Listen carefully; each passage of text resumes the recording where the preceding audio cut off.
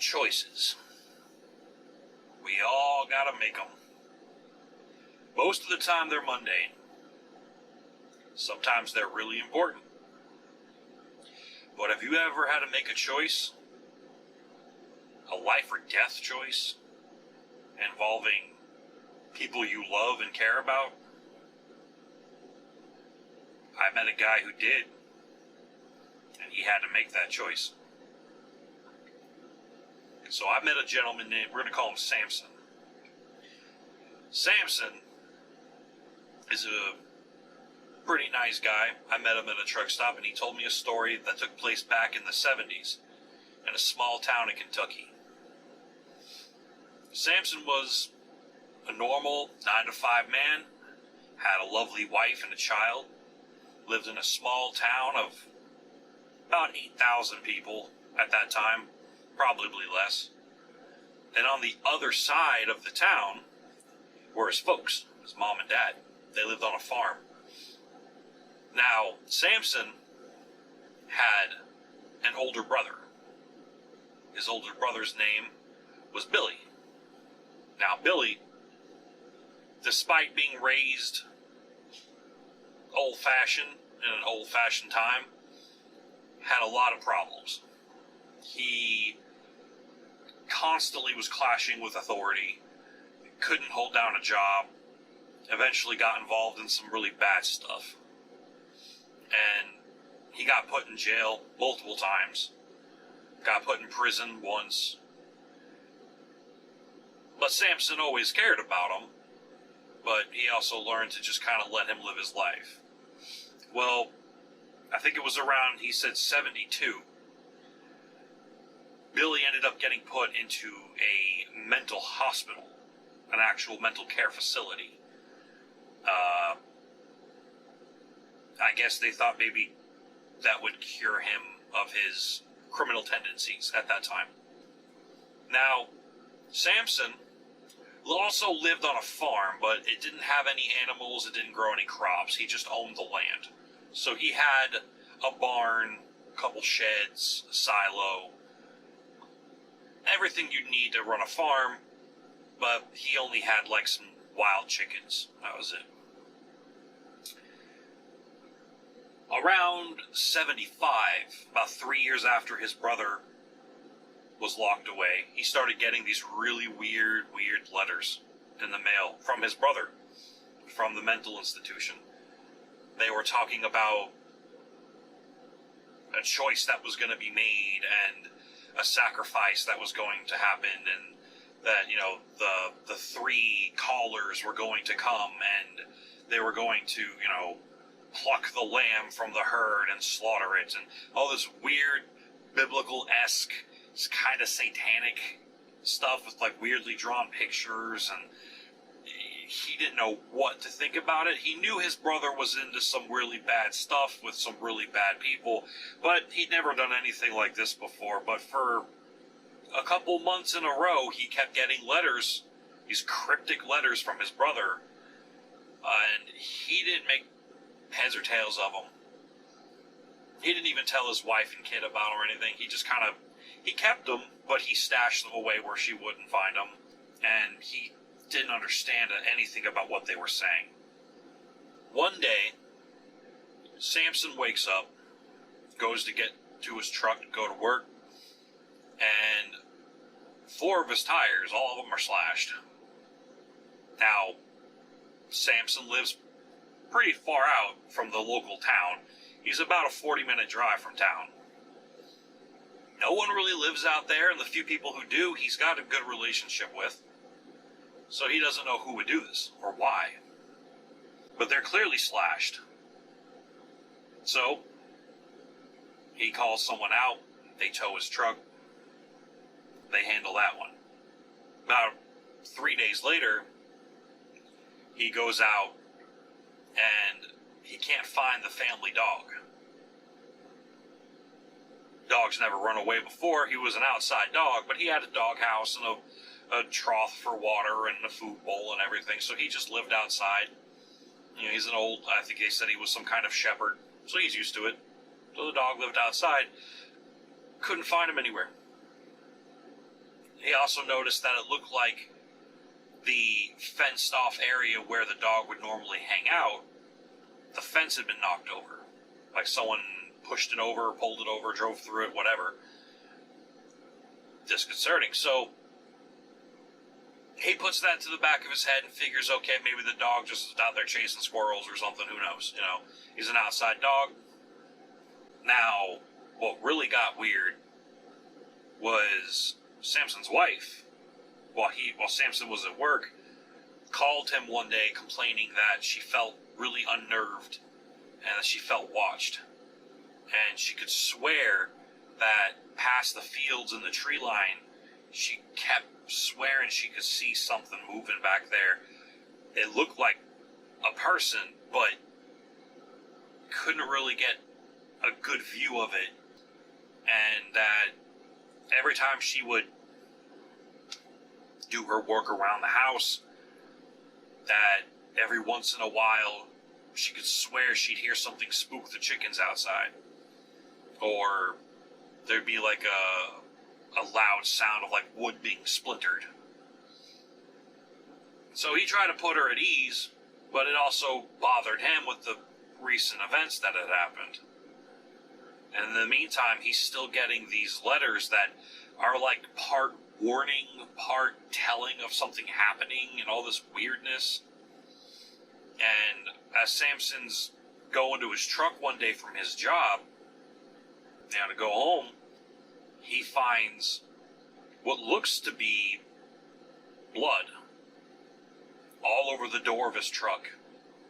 Not in any kind of a pattern or anything, but like someone just took a cup of it and just splashed it on the truck. And he also notices that his front windshield is severely damaged. Like someone went at it with like a hammer or a bat. Now, at that time, there weren't cameras set up in the parking lot or anything like that. You know, this is the mid-70s. So, he reports it to the police. And the police don't really know what to do about it. It's already happened. No one saw anything. But they make a note of it. He goes home, Sansa goes home, and he's just really delving onto like what's going on here. Like, this is really weird. This is really weird. Now, for a little while, it all stopped. For a short period of time. About a year or so. So we're pushing 78, 79 years, you know, so for about 3-4 years. Little odds and ends, you know, seeing people in town he didn't recognize, or a car following him closely that he didn't recognize, and it would follow him. He'd make a couple fake turns, and it would follow him, and when he started to really catch on to it, he would go to, like, stop the truck to confront the car, and it would just take off. So, he's been keeping an eye on it. His wife kept complaining about seeing figures in the tree line, and then one day it even got so bad that his little boy, who was, I think, in, like, 6th grade, was complaining about there were these guys that kept staring at him with masks on. And no one else ever seemed to notice but him. But he kept complaining about the masked men keep staring at me, or they follow me to the bus stop, and all this stuff. He was very, very scared. To the point where by like 1980, he asks his parents to homeschool him. He doesn't want to go to public school anymore. So they do that for him. So now his whole family, his wife and kid, are in the house. He actually feels a lot better about that. On the other side of town live his mom and dad on their actual farm. They had cows, chickens, goats, all that stuff. And they also were complaining to him every once in a while about a weird vehicle that they'd find in their driveway that when they would go out to approach it would speed off, or certain parts of the fence kept breaking for no reason and livestock would end up missing and stuff like that. Just really weird, you know, because again, like his parents live even further out than he does. Samson's about 40 minutes away from town, his parents are a solid hour out of town, maybe even more. You know what I mean? So it's like, there's no one out there that should be doing that stuff, especially because when you have so few neighbors, you know everybody. And if you have a relatively good relationship with everybody, it doesn't make sense why anybody would be doing this. So they kept reporting it to the police. The police kept doing what they can back at that time and making note of it. They'd leave a cop car out of the house and have an officer stage outside once in a while. But in reality, there wasn't much the police could do back then. And because it's so rural, there's just all this open expanse of tree line to cover, and there's nothing they can do, really. So they deal with this damage to their vehicles, damage to their home, until about 1980, I think it was 1985. Samson wakes up one day and notices that one of the silo outside of his house is completely ablaze. So is the barn and the chicken pens, all that, are all on fire.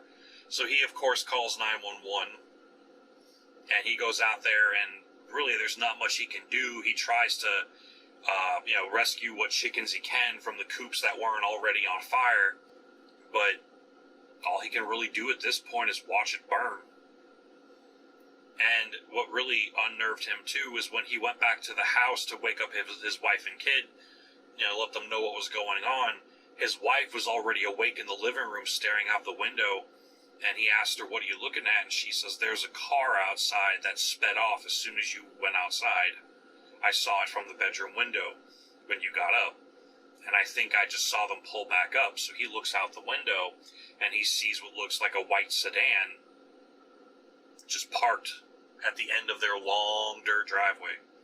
When I say long, I mean like quarter-mile driveway, just a dirt path.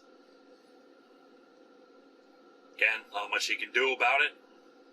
He decides, okay, maybe I can chase them, follow them, if it was even them. But in a fit of absolute anger, he grabs his 12 gauge, he gets in his truck, starts the truck, peels off after him, right? He only makes it about a quarter of the way there before he realizes his tires have been slashed again. So the police arrive, the firefighters arrive, they put the flames out. Luckily there was no damage to the house itself or any of the storage sheds, but the silo, the barn, and most of the chicken coops were all gone. And of course they're asking him, like, did you see anything? What could have caused this? And he's like, nothing. Someone had to start this fire. There's no, everything's wet. This was during like springtime when it was raining all the time. He's like, everything's wet. Nothing could have started this. Now, again, the police just doing their jobs, they start to question him about, does he have insurance on the place? Because the police are starting to think maybe he's been fibbing and he's actually trying to collect the insurance money by burning down his own property. Now, luckily, at that time, I'm pretty sure it still is the law, you don't need special permits or anything like that to burn stuff on your own property if it's agricultural property, which in his case it was. So it wasn't residential property, it's agricultural property. So he was able to get away with not being tried or arrested or anything like that, because technically, even if it was him, it's not illegal. Now, his parents call the next morning and they complain that like 4 of their goats have gone missing, and they don't know how. There's no breach in the fence line anywhere. There's nothing, but his dad did see what looks to be multiple footprints of at least 2 people going from an area on the fence line to where the goat pen is and then back. So his parents report that as well. At this point, this has been going on for over 7-8 years, and the police are they don't know what to make of it. They don't know if these people are trying to pull something, or if there really is someone or something screwing with this family. specifically this family, because there weren't too many other reports. There were some reports from people about, some guys that they didn't recognize kind of loitering around or causing some minor property damage by like throwing glass bottles or something. But there wasn't anything like major, like arson or, serious destruction of property like what's happened to Samson's truck twice now, which I'd be furious. So they just can't really do anything about it. So they just keep it, they just keep it pushing at this point. Now, this has been going on a long time. Samson's son is late teens now. Now, I believe that we're fast forwarding up to about 89, 90, 1990. So cameras were starting to become a big thing. And Samson had a lot of money stashed away. So he decided he was going to camera up his place. Now, mind you, these are really old cameras, but nonetheless, he goes through the effort. He starts putting up CCTV cameras and trail cams, not the ones that film, but the ones that take pictures. Well, that they have a wire that if you touch the wire, it takes a picture. Not like motion sensors. They didn't have that kind of stuff back then, at least not that I'm aware of. So he hides cameras all over the property. He's got them on a house. He's got them on trees. He even put one on what was left of the burned down barn. And he ran wiring to all of it and all that. So he had ones that were full-size, like CCTV cameras, all the way to the smallest ones he could find that he could hide in the trees. And he wired them all up to the guest room in his house. And he just started recording. He wanted to catch these people. He was so fed up. His wife didn't feel safe in the home. His son didn't feel safe. His son's a late teen at this point, but he's still been kind of casually being harassed by these masked men. And everyone thought that the kid was losing his mind. They started to think that their son was having like paranoid delusions or something, until one day Samson went to pick his son up from high school and he saw him as well. And he was like, oh my God, there's like 3 of them. And they were wearing masks. Like, one looked like a sheep's head, one looked like a dog's head, one looked like a goat's head. Now, one of the things that really sent Samson, that I forgot to mention slightly earlier, was right before the barn burned down, he woke up that morning to go get the newspaper, and he found his dog, the dog that went missing years previous. He found his dog dead on his driveway, right next to the newspaper. And it looked like the dog had been brutally killed, not like it just died of old age. And that put him on high alert. And then immediately after that, someone set fire to his property. So you gotta understand, Samson's mentality at this point is he wants justice. He wants vengeance at this point. They've been scaring his family, terrorizing his parents, all this stuff. Just messing with him for years now. I mean, imagine how frustrating that's got to be, trying to just live your life. And once a month, once every 2 months, something happens that's scary. And it's affecting your wife and kid and your elder parents. So, the police haven't been much help to him over all this time. And mind you, as a backdrop, he never stopped getting these really weird letters from his brother, but around 1985 they stopped. And he got a message from the asylum that his brother was at, letting him know, hey, your brother's been released. And he's like, thank you. So he goes to pick up his brother Billy. But when he gets there, they say he's already been released. And he's not there. Someone already came and got him, or he walked off. They don't know where he is. So Billy, who has been sending these satanic, weird, cryptic messages, who was in an asylum for the better part of like 8-9 years, is now loose, and he has no idea where he is. So that's all going on in the background while he's putting these cameras up. He's like, I'm so done. Fast forward about 2 weeks after the cameras are put up, he starts catching little clips here and there of what looks to be one or two people, sometimes three, walking around his property, triggering the trail cams in the woods, that kind of stuff. And he's sending it to the police, but these guys are clothed up and masked, so it's like, great, he caught them, but who are they? We don't know. So the only thing the police can really do is they keep leaving a unit of an officer in a car at their property, but this town is so small, they can't really afford to have one of the 5 cops they have in the entire town to constantly be in one location, not patrolling and not, doing the job of enforcing laws, rules, and whatever. So they try to accommodate them, but there's really not much they can do as far as long-term protection. So the sheriff of the town basically tells Samson and his wife, go buy a gun. And he already has a shotgun, but he's telling them, maybe you should teach your son how to shoot and arm up, teach your wife how to shoot and arm up. Because we can't keep an officer here every day. They're hitting you once a month, once every 2-3 months. Sometimes one time they left them alone for a whole year before they finally came back and painted some demonic symbol on the side of his house in blood. Or his parents called him about, finding, goat heads hidden in the property on tree stumps.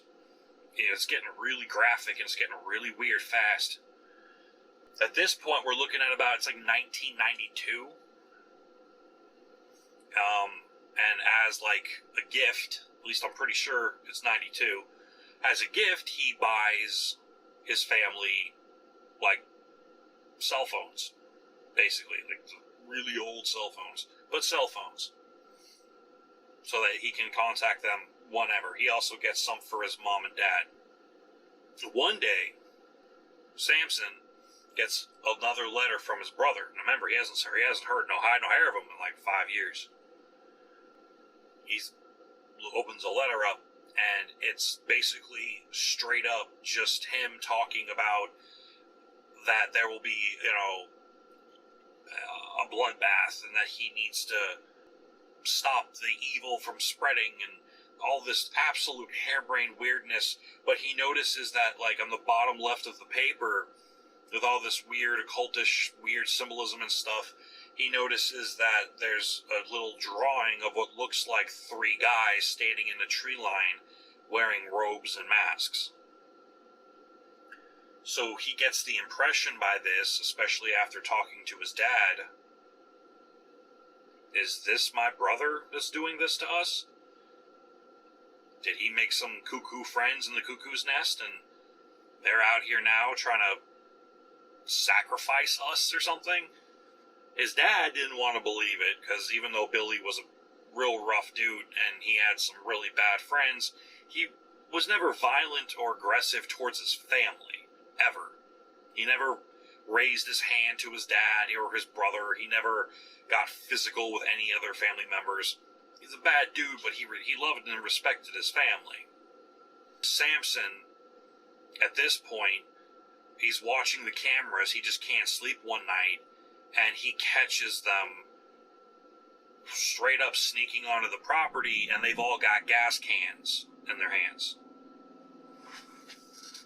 By the time he's able to get outside and figure out where they are exactly, he actually catches them, straight up catches them, trying to start a fire around his house. So as he walks outside, he's got the shotgun in his hand, and he's yelling for his wife and kid to wake up. And as he steps outside, he hears the woof, and the ring goes around his whole house, and it's creeping inwards fast. Now, what do you do at that point, right? So he doesn't even have a chance to call the cops. Luckily, it didn't make it to the house. That season had been particularly wet and rainy, but the fire got really close. So him and his family ran out the front door, and they're standing there by the truck, whose windshields, headlights, taillights were busted out, tires slashed again.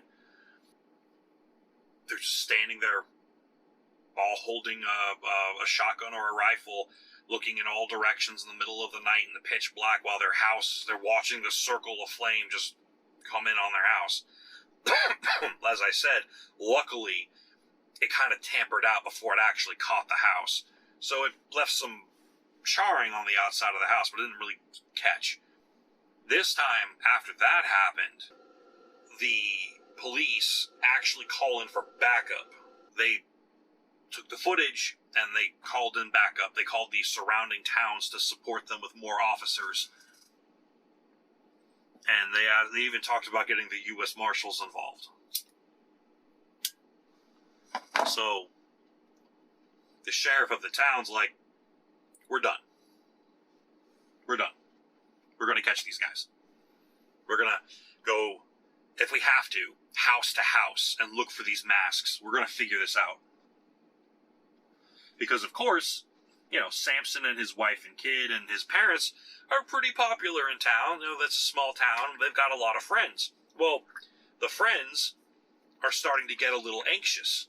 And they're starting to also be like, hey, you know, how do we know we're not next? Why are they targeting you? How do we know we're not next?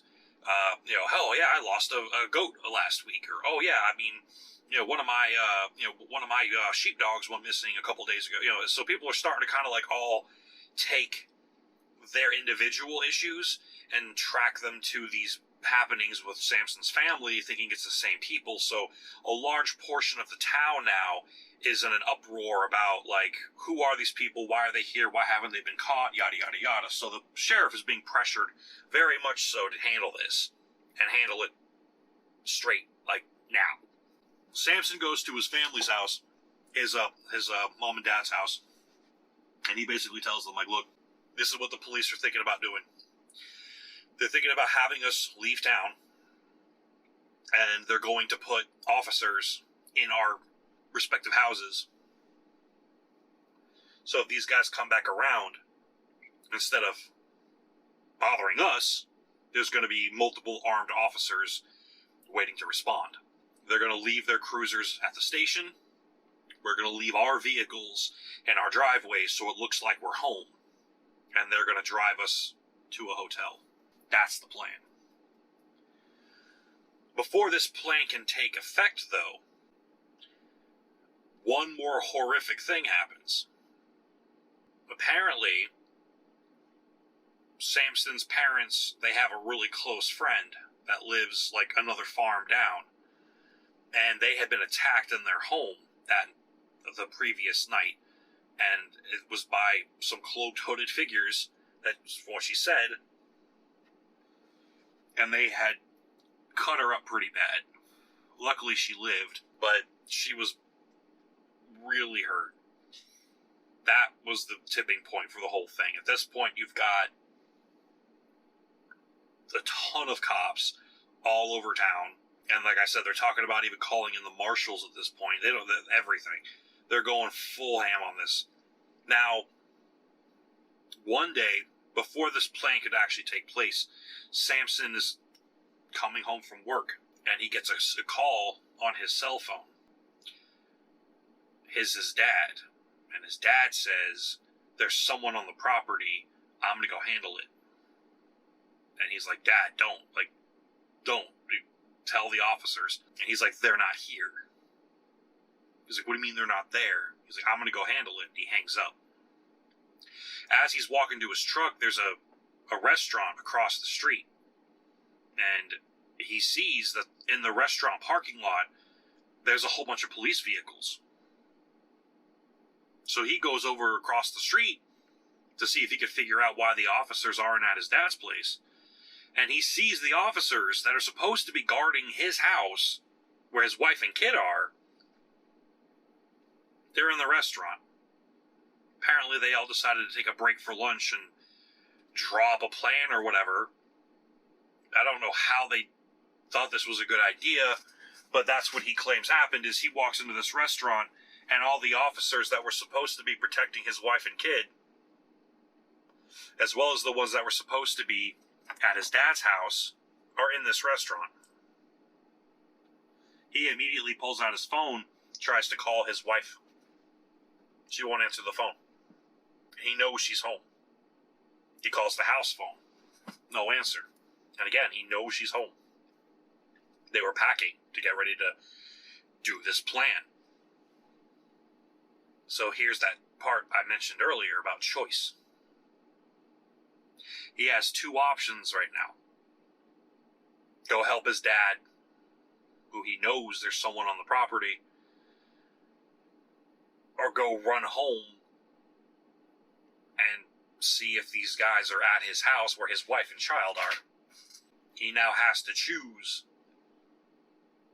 between his parents and his family. So he runs into the restaurant, basically calls all these officers incompetent idiots, and tells them, I'm going to my family's place. Please go to my dad's house. So two officers hop in their cars and immediately start running down to his dad's place. And the other four officers, they follow Samson. Samson's driving very dangerously. He gets home, and the officers pull up behind him and they surround the house. And the first thing Samson notices is that his front door's been kicked in. And there's bloody sigils and stuff painted on the front and the back of the sides of the house. He goes into a full-fledged panic. One of the officers grabs him and holds him back and goes, we're handling it. And the three other officers go into the house, and he hears them start yelling commands, put the knife down, get on the ground, and he's freaking out because he just hears knife, and he's thinking, oh my God, is my family dead? He's losing his ever-loving mind. This officer's trying to... Now, remember, Samson lives on a farm. He may not actively have cattle and stuff, but he's a strong dude. This officer's fighting him with everything he's got to keep him from charging into the house and getting himself hurt or getting in the way of the officers doing their job. The officers back up out of the house a little bit, and the person that comes out of the house is his brother, holding a huge, basically like a small machete, and he's got blood all over him. And he walks out of the house, he puts the knife down, he gets on his knees, puts his hands behind his back, and the police detain him, and Samson loses it. He falls to his knees, he's crying, he's screaming. One of the officers runs up to him, and he's like, hey, it's okay, your family's fine. And he's like, what do you mean they're fine? My brother's covered in blood. And the guy says, well, your family's fine, but there's two dead men in your living room in robes and masks. Turns out, while he runs over to his brother and he's asking, what happened? Shaking him and everything. And his brother, kind of off his rocker, basically talks to him saying, I sent you letters and more letters, and I kept trying to warn you about these seekers of the dark were coming to cleanse this thing, and I pissed them off while I was in the asylum, and they said they were going to come after my family, and I was still locked up. I couldn't get out. I had to be on my best behavior. It took me 3 years to finally get to a place where I was able to even be seen as culpable to be allowed to leave. And basically what happened is these cult members, these weird dudes in these robes, they faked their way out of the asylum by pretending to be cured. And they got out like a year or two before he did. So he was trying to behave himself to get released while these guys were already out screwing with his brother. So he literally was trying to warn him, but his cheese kind of slid off his cracker a little bit, so the way he was wording the letters and the way he was trying to communicate it came off as him just being absolutely insane. Instead of just writing, hey, people are coming to kill you and, harass you and this and that, he was kind of throwing this whole, satanic biblical angle at it, and his brother just didn't understand. So Samson immediately goes back to his truck, and he immediately calls his dad, and he gets in the truck and he's flooring it to get to his parents' house now. But again, from where he lives to where his mom and dad live, it's like a 3-hour drive. So he calls and calls and calls and calls, and finally he decides, okay, they're not answering, so he calls one of the officers, and the officer gives him the phone number to one of the other cops that are at the place. He calls him, and he answers, and he's like, hey, are my parents okay? Are my parents okay? And he's like, yeah, your parents are fine. Your dad shot the third guy. We have a guy here in a robe and a mask, and he's out of commission. So that handled it. Turns out it was some kind of like a cultic offshoot of like a Santa Maria kind of gang, and Billy, while he was in the mental institution, pissed these guys off bad. Not really sure how, but they basically told him, like, hey, we're going to get out of here, and when we get out of here, we're coming for your family. And he's not really sure how they knew how to find his family, but they did. And they drew it out into this long, torturous process of breaking down their sense of safety and their sense of, they just basically were torturing them for years with threats and making them not feel safe in their own homes and all this stuff. Like, they were just being unnaturally cruel to his family. But luckily, Billy got out, and immediately, that's why when Samson went to go pick him up, he couldn't find him anywhere. Billy went on the hunt and was questioning all his contacts and everyone he knew, and he was looking for this group of people. Now, he knew they were in town, but he kept himself hidden. So he was actually in town the whole time for a couple years while this was all happening, but he didn't want his brother or his mom and dad to know about it, and he was hunting these guys until by the time he finally found them and realized what was going on and where they were and what they were planning, he got to the house right at the nick of time. Like, he got there, from what he said, Billy said, like, maybe 3 seconds after they kicked in the door and charged into the house. And Billy handled it. Again, Billy was a bad boy. Billy was in and out of prison, so he knew how to handle a blade. So he handled it. I didn't get any more details as to what happened to Billy. If they let him stay out of, prison. I'd like to think, given everything that happened, that they just kind of like put it down as like self-defense or something. But Samson told me that they still live there, and they, Billy and Samson, they live in the same house now, and they turned their farm into an actual farm, and they're living happy and prosperous now. But for a solid, like, almost a solid decade plus, they were just being harassed and psychologically tormented by these three guys. And I guess they were just working up the nerve to actually kill them in some kind of ritualistic kind of way. So, talk about choices. Being stuck there, having to choose who do you go to help rescue first. Your parents or your wife and kid. Now, it worked out great. Turns out, old Pops, with his 12 gauge, he didn't need any help. But imagine if Samson had chosen his parents.